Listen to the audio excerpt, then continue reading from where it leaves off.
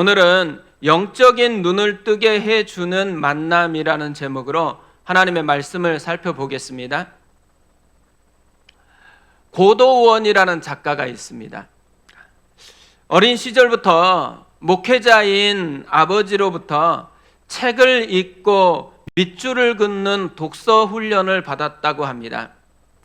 그래서 기자가 되었고 또 청와대 대통령 연설 담당 비서관과 같은 직업을 가졌습니다. 2001년 8월 1일부터 자신이 독서하며 직접 밑줄을 그어 놓았던 인상적인 글귀에다가 의미 있는 짧은 단상을 덧붙여서 매일 아침 이메일로 편지를 보내기 시작했습니다. 이것이 고도원의 아침 편지라고 합니다. 저도 청년 시절에 이 고도원의 아침 편지를 받아보았습니다.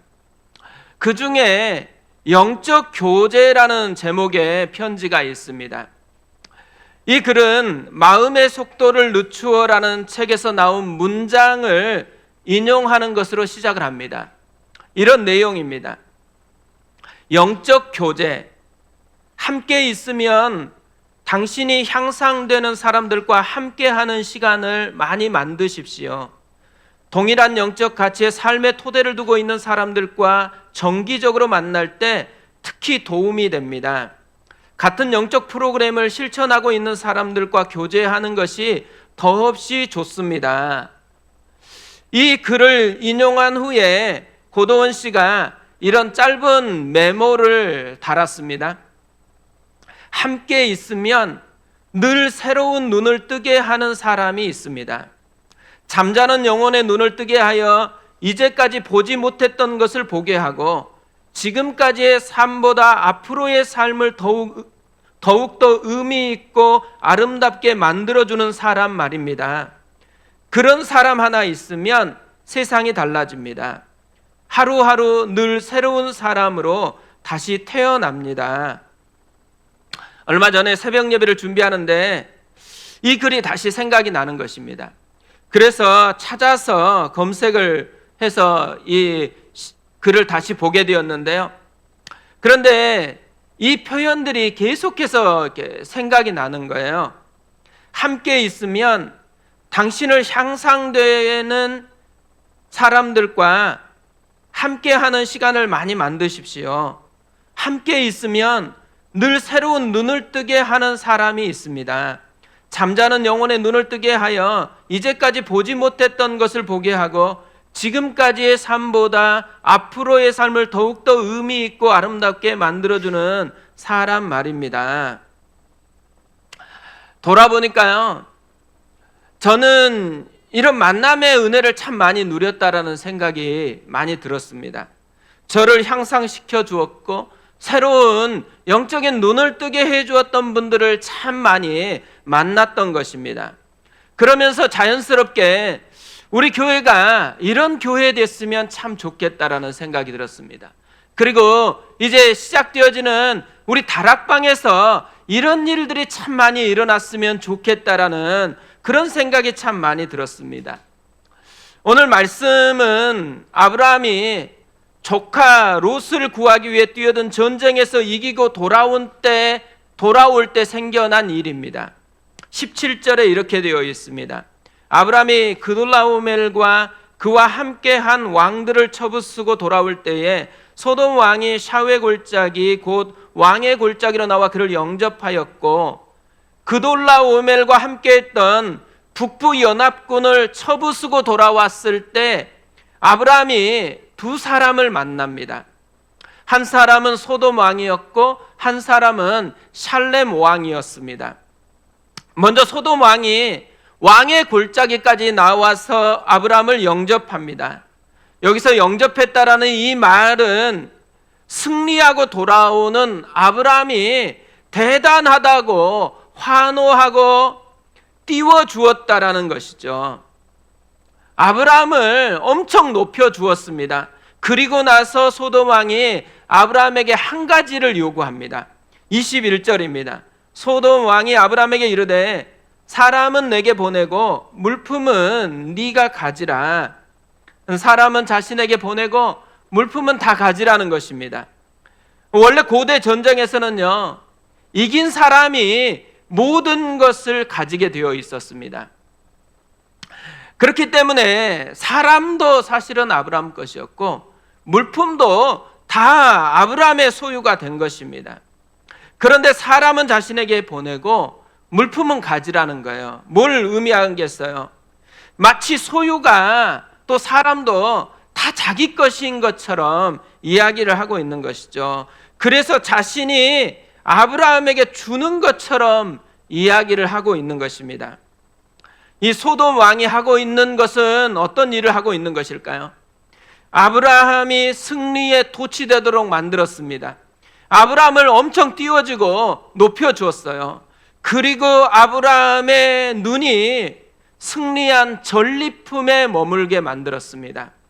그러니까 아브라함의 욕망을 자극해 주는 사람이었다라는 거죠. 그리고 아브라함은 또 한 사람을 만납니다. 살렘 왕이었습니다. 이 살렘이라는 말은 평강이라는 말이죠. 예루살렘 왕이었다라는, 예루살렘을 의미하는 것입니다. 18절에 이렇게 되어 있습니다. 살렘 왕 멜기세덱이 떡과 포도주를 가지고 나왔으니 그는 지극히 높으신 하나님의 제사장이었더라. 살렘 왕인데 이름은 멜기세덱이라고 합니다. 이 멜기세덱이라는 의미는 의의 왕이라는 뜻입니다. 그리고 그는 지극히 높으신 하나님의 제사장이었습니다. 그가 떡과 포도주를 가지고 나와서 아브라함을 맞이했습니다.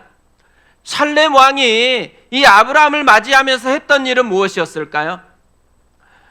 새로운 눈을 뜨게 해주는 일이었습니다. 19절 20절에 이렇게 되어 있습니다.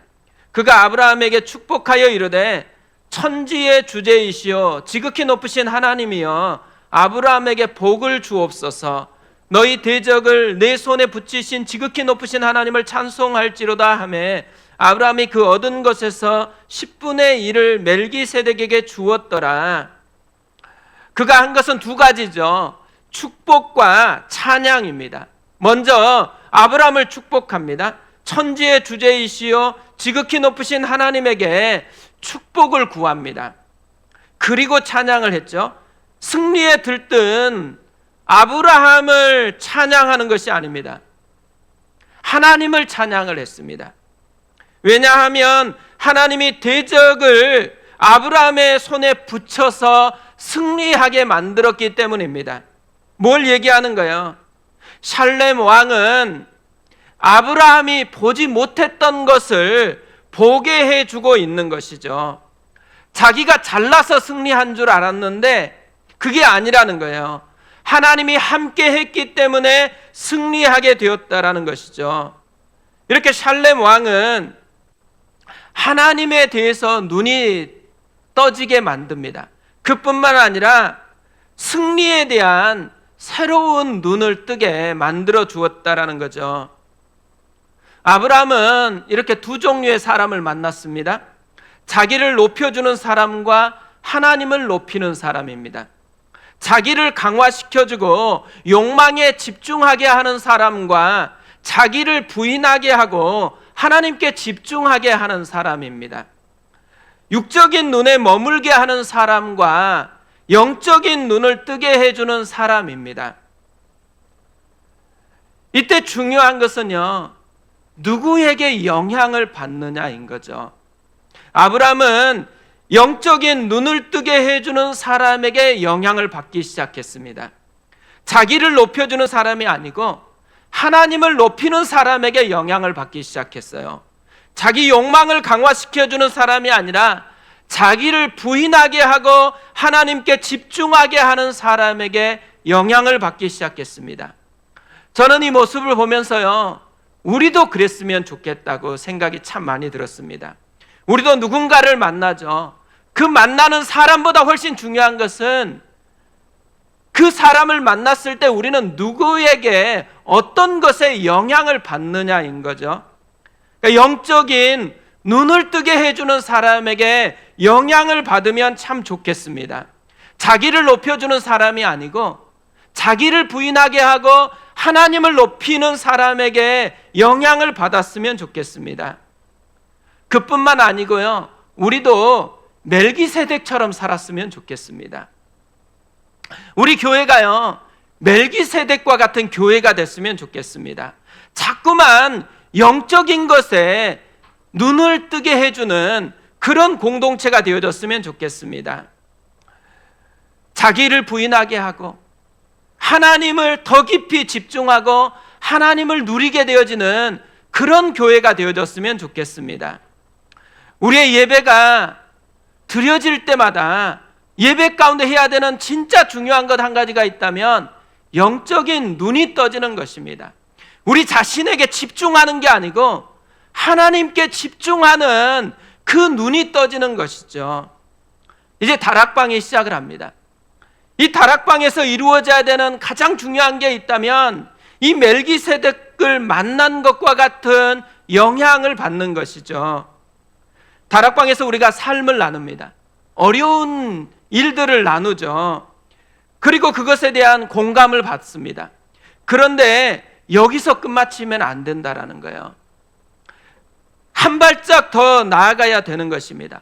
영적인 눈이 떠지는 데까지 나아가야 되는 것이에요. 우리가 보지 못했던 것을 보게 돼야 한다라는 거죠.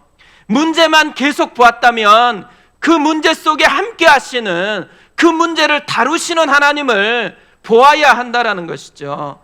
공감하는 것을 넘어서서 문제를 하나님께 연결시키고 하나님을 힘입어 가도록 돕는 영적인 눈을 뜨게 해주는 공동체, 이 공동체가 다락방이었으면 참 좋겠습니다. 부모가 자녀들을 위해서 해줘야 되는 가장 중요한 것이 있다면 영적인 눈을 뜨게 해주는 것이라는 생각이 들어집니다.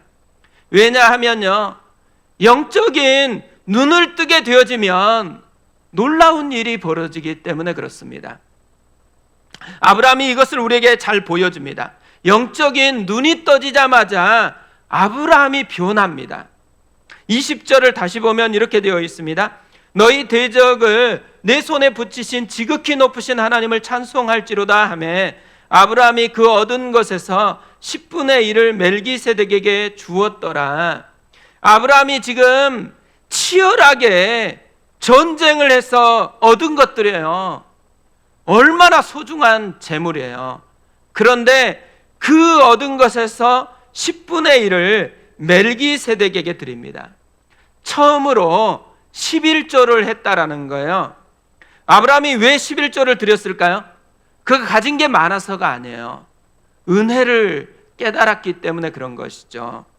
자신과 함께 하시고 자신을 도우시는 하나님의 은혜를 알았기 때문이라는 거예요. 그뿐 아닙니다. 22절에서 24절까지를 보세요. 이렇게 되어 있습니다. 아브라함이 소돔 왕에게 이르되 천지의 주제이시오 지극히 높으신 하나님 여호와께 내가 손을 들어 맹세하노니 네 말이 내가 아브라함으로 치부하게 하였다 할까요? 내게 속한 것은 실 한 오락이나 들매끈 한 가닥도 내가 가지지 아니하리라. 오직 젊은이들이 먹은 것과 나와 동행한 아넬과 에스겔과 마므레의 분깃을 제할지니 그들이 그 분깃을 가질 것이니라. 뭘 얘기하고 있는 거예요? 사람을 요구한 소돔 왕에게 사람뿐만 아니라 재물까지 다 가지라는 거예요. 왜 그랬을까요? 타락한 소돔 왕 때문에 부자가 됐다라는 소리를 듣고 싶지 않아서인 거죠. 그뿐 아니에요. 전쟁에서 패배해가지고 다 잃어버렸던 사람들 등쳐먹고 부자 되었다라는 그 이야기를 듣고 싶지 않다라는 거죠. 대신에 천지의 주제이시오 지극히 높으신 하나님 여호와의 백성이라는 이 자부심과 긍지를 가지고 살고 싶다라는 거죠. 저는 오늘 말씀을 묵상하다가요, 이 부분이 굉장히 가슴이 뭉클해지는 것입니다. 초기 한국 교회는 하나님의 백성이라는 자부심과 긍지를 붙들었던 신앙의 선배들이 많았습니다. 감옥에서 신사참배를 강요당하고 고문을 받았을 때에도 하나님의 백성됨을 지켜냈습니다. 대표적인 분 가운데 주기철 목사님의 사모님이 계십니다. 신사참배를 거부하는 주기철 목사님을 굴복시키기 위해서 가족들을 이용을 했습니다. 가족들을 불러놓고 그들이 보는 가운데 주기철 목사님을 고문하기 시작하는 거예요. 노모는 기절했는데 사모님은 그걸 보면서 그 자리에서 주님을 부르면서 간절하게 기도하기 시작했다고 합니다. 또 남편을 보내주겠다라고 얘기했음에도 불구하고 사모님은 거절을 했습니다. 주기철 목사님에게 나오면 안 된다라고 그렇게 단호하게 이야기를 했다고 합니다. 일제강점기가 끝나니까요, 산정형 교회에서 이렇게 순교했던 주기철 목사님을 기리자라고 동상을 세우려고 했다고 합니다. 그러자 사모님이 이 소식을 듣고요, 왜 주목사가 하나님의 영광을 가리게 하느냐고 호통을 치면서 이 일이 무산되게 만들었다고 합니다. 지금 한국 교회가 회복해야 되는 진짜 중요한 것 한 가지가 있다면 이런 하나님의 백성의 긍지와 자부심이라고 생각을 합니다. 돈이나 세상 성공에 온 시선을 집중하는 것이 아니고 우리가 하나님의 자녀이고 하나님의 백성이라는 이 긍지를 다시 회복하고 붙들어야 된다라는 거죠. 아브라함처럼 돈이나 세상의 성공보다 더 귀한 하나님의 은혜를 붙들 수 있어야 한다라는 거죠. 그렇기 때문에요, 우리가 이 시대에 진짜 해야 되는 중요한 것 한 가지가 있다면 영적인 눈을 뜨게 해주는 것입니다. 특별히 두 가지 상황에서 영적인 눈이 떠 있으면 좋겠다고 생각을 했습니다. 하나는 어려운 상황에 처하게 됐을 때, 어려울 때 영적인 눈이 떠져 있어야 한다고 생각합니다. 모래 위의 발자국이라는 유명한 시가 있죠. 이 시가 생각났는데요, 이 시를 그대로 읽어드리겠습니다. 어느 날 밤에 한 사람이 꿈을 꾸었습니다. 그는 꿈속에서 예수님과 함께 해변을 따라서 걷고 있었습니다. 그때 하늘을 스크린 삼아 그의 지나온 삶의 순간들이 영화처럼 펼쳐졌습니다. 모래 위에는 두 사람의 발자국이 있었습니다. 그 중에 하나는 그의 것이었고 다른 하나는 주님의 발자국이었습니다. 그는 모래 위에 길게 펼쳐진 발자국을 보다가 어느 순간부터 오직 한 사람의 발자국만 있는 것을 보았습니다. 그는 그때가 그의 삶에서 가장 절망적이고 가장 슬펐던 순간이었음을 알았습니다. 그는 항의하듯이 주님께 물어보았습니다. 주님, 제가 주님을 따르면 항상 저와 함께 하시겠다고 말씀하시지 않으셨습니까? 주님은 저와 동행하셨습니다. 그러나 제 삶에 가장 어려웠던 순간에는 한 사람의 발자국밖에 없는데 이것이 어찌 된 일입니까? 제가 주님을 가장 필요로 할 때 왜 주님은 저를 떠나셨는지 이해할 수 없습니다. 주님께서는 이렇게 대답하셨습니다. 나의 소중한, 정말 소중한 아이야, 나는 결코 너를 떠난 적이 없었단다. 내가 고통과 환난을 당하는 시간에 모래 위에서 한 사람의 발자국만 있는 것은 내가 너를 업고 갔기 때문이란다. 이 모래 위의 발자국이라는 시가 우리에게 하고 싶은 메시지가 뭐예요? 어려움이 처했을 때 보이지 않았던 하나님을 볼 수 있어야 한다라는 거예요. 그런데 어려움이 있을 때만 이런 영적인 눈이 열리는 게 필요한 것은 아닙니다. 진짜 새로운 영적인 눈이 떠져야 하는 때가 있죠. 그것은 성공했을 때입니다. 아브라함이 이것을 우리에게 잘 보여주고 있다고 생각합니다. 성공해서 자기 도취에 빠져서 하나님이 안 보이려고 했었을 때, 멜기세덱처럼 하나님을 향해 눈이 떠지게 해주는 그 사람이 필요하다라는 거죠. 작은 성공의 유혹에 빠져서 더 큰 하나님을 누리지 못하게 하기 때문에 그렇죠. 우리가 누릴 것은 작은 성공이 아닙니다. 그보다 더 크고 위대하신 하나님을 누려야 하는 것이죠. 그분의 임재를 누리고, 그분의 함께 하시는 손을 누리고, 그분의 도우시는 은혜를 누려야 하는 것이죠. 저는 오늘 이 말씀을 묵상하고 있는데요, 갑자기 제 마음에 깨닫게 해주시는 한 가지가 있었습니다. 저는 진짜 잘하고 싶은 게 많은데 그 중에 제일 잘하고 싶은 게 뭐겠어요? 설교를 진짜 잘하고 싶습니다. 최근에는 이 마음이 훨씬 더 간절해지고 있습니다. 왜냐하면 이렇게 힘든 시대를 살아가고 있는데 우리 성도님들이 예배를 통해서 하나님을 더 깊이 경험하고 더 깊이 힘입고 살아갔으면 좋겠다라는 마음이 있기 때문에 그런 거죠. 그뿐 아니에요. 자꾸만 최근에 청년 시절에 들었던 이 말이 생각나고 있기 때문에 그렇습니다. 기계가 망가지는 것은 많이 돌려서가 아니라 기름 없이 돌리기 때문이다. 자꾸만 요즘에 이 말이 생각이 납니다. 그러면서 보니까요, 우리 교회는 기본적으로 힘에 지나도록 섬기는 분들이 참 많이 있습니다. 그런데 이렇게 힘에 지나도록 섬기는데 은혜의 기름이 말라버렸다. 얼마나 힘들겠어요. 그러니까 적어도 이 힘든 섬김을 하는 이때에 은혜의 기름이 발라졌으면 좋겠다라는 마음이 있기 때문에 그렇습니다. 이 마음을 가지고 오늘 설교도 준비하고 매번 준비를 해왔는데요, 그런데 하나님께서 저의 방향이 잘못됐다라고 그렇게 지적을 하시는 것입니다. 설교자가 되기 전에 네가 먼저 예배자가 되어야 된다라는 이 말씀을 하시는 것입니다.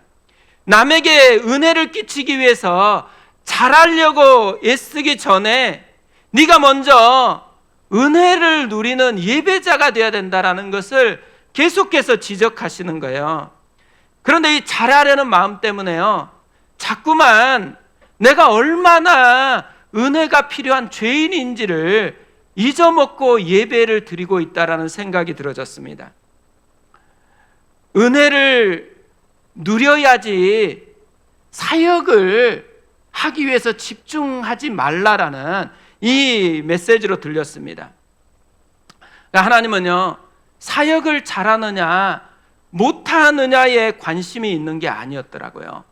그거보다 훨씬 중요한 거, 나 같은 죄인을 위해서 기꺼이 십자가에서 달려 죽으신 그 사랑을 누리고 있느냐 그렇지 못하느냐가 훨씬 중요하다라는 거죠. 잘하는 것이 먼저가 아니고요, 긍휼에 풍성하신 하나님께 집중하는 것이 먼저라는 것, 이것을 깨닫게 해 주었습니다. 그러면서 또 돌아보니까요, 저만 그런 것 같지가 않다라는 생각이 들어진 거예요. 오늘 또 일부 예배를 드리시는 분들 대부분 교사잖아요.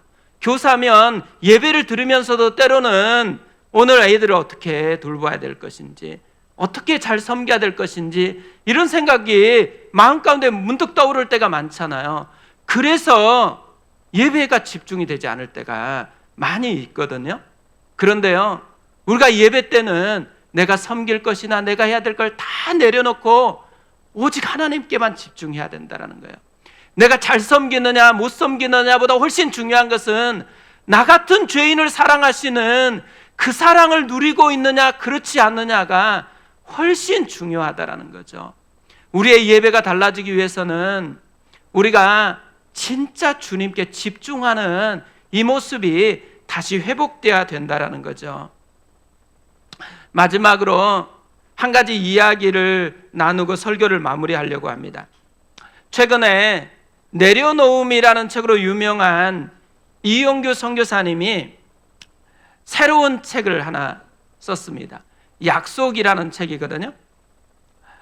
이 이용규 선교사님이 요즘은 인도네시아 자카르타에서 국제학교를 세워서 아이들을 섬기고 있는 일을 하고 있습니다. 그런데 이 대학교에 아프가니스탄에서 온 난민들이 함께 공부를 한다고 합니다. 이 난민 학생 중에 팔뚝에 문신을 새긴 남학생이 있대요. 그런데 이 문신이 하필이면 불공평이라는 한자라고 합니다. 선교사님이 이 아이를 만나서 사연을 들어보았더니만요, 진짜 삶이 불공평하다라는 그런 생각이 들었답니다. 유년 시절에 레슬링 국가대표가 되기 위해서 올림픽을 출전할 꿈을 가지고서 열심히 훈련하면서 청소년기를 보냈대요. 어느 날 미국 대사관에서 근무하던 형이 탈레반의 표적이 돼서 암살을 당했습니다. 형이 살해를 받으니까 아버지가 이 아들이라도 살리기 위해서 급하게 인도네시아로 미립국을 시킨 거예요. 그런데 얼마 있다가 아버지도 암살을 당했다라는 거예요. 낯선 이국 땅에서 고아가 돼버렸습니다. 너무 큰 충격으로 어떻게 살아가야 될지를 모르는 거예요. 아침이 오는 것이 그렇게 싫었다고 합니다.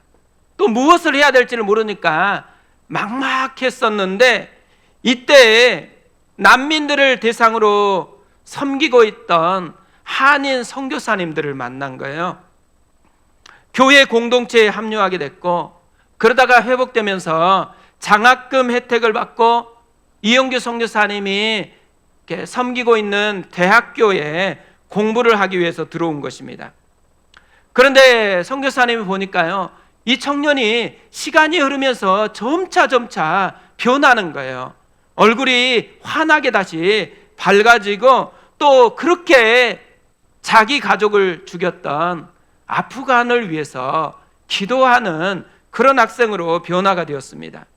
차갑던 인상이 따뜻해졌어요. 그런데 마침 그때에 캐나다 이민 신청이 받아들여져 가지고 캐나다로 떠나게 되었습니다. 그래서 다시 만나서 이 청년과 이야기를 하게 됐어요. 선교사님이 이렇게 물었습니다. 너 팔뚝에 새긴 불공평이란 단어 아직도 유효하니? 이 청년이 웃으면서 이렇게 대답했대요. 선생님, 저는 한때 고아가 됐다는 사실에 분노했어요. 그런데 제가 이 땅에서 새롭게 배운 건 이곳에 하나님께서 많은 부모님을 예비해 두셨다는 거예요. 제가 만난 선교사님들이 그랬고요. 그리고 선생님도 그중 한 분이세요. 이 말을 듣고 선교사님이 이렇게 이야기를 했대요. 이게 굉장히 중요한 내용이거든요. 잘 집중해서 들어보세요. 고맙구나. 그런데 내 인생 가운데 일어난 가장 불공평한 일을 내가 이야기해 줄까? 네가 많은 죄를 지었음에도 벌을 받지 않게 되었고, 죄 지은 적이 없으신 예수님이 대신 내 벌을 받으신 일이야. 벌 받을 이유 없으신 분이 너 대신 죄의 삭을 치르셨어. 이처럼 불공평한 일이 있을 수 있니? 그리고 아프간 땅에 있는 수많은 사람이 하나님을 모르는데 내게는 하나님을 믿고 구원받을 수 있는 기회가 주어졌어. 또한 너 하나 공부시키기 위해 하나님께서 이 캠퍼스에 얼마나 많은 재정을 쏟아 부으셨는지 아니? 그리고 얼마나 많은 선교사가 자기 인생의 행로를 바꾸어 여기 와서 섬겼니? 그것이 너 하나 때문이라면 얼마나 불공평한 일이니? 네가 대가를 지불할 수도 갚을 수 있는 것도 아닌데 말이야.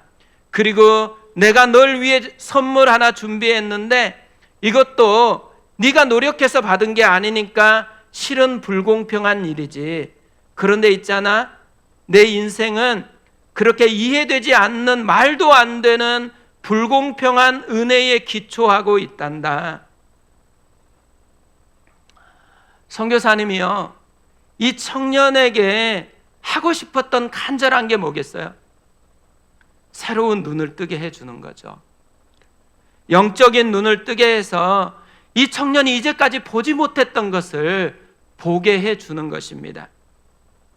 하나님이 간절하게 우리에게 원하는 한 가지가 저는 영적인 눈을 뜨게 해주는 거라고 생각합니다. 그렇기 때문에 하나님은 성경을 우리에게 주신 거죠. 그것을 위해서 성령님을 우리에게 보내주셨습니다. 또 교회를 세워주셨고 공동체를 우리에게 주셨습니다. 모든 것을 통해서 하나님이 하고 싶었던 한 가지, 영적인 눈을 뜨게 해주는 것이죠. 아브라함이 멜기세덱을 통해서 얻었던 것처럼 우리도 이 영적인 눈을 뜨는 은혜를 경험하는 그런 공동체가 되어졌으면 좋겠습니다. 우리 그 마음을 가지고 찬양하고 기도하겠습니다. 오늘 찬양은 나의 하나님이라는 찬양입니다. 이 가사 하나하나를 이렇게 묵상해 보면요, 하나님이 우리의 영적인 눈을 뜨게 해서 우리가 어떤 존재인지를 잘 알려주는 그런 가사라고 생각합니다. 이 가사 하나하나를 마음에 담고 우리 같이 찬양함으로 나아가도록 하겠습니다.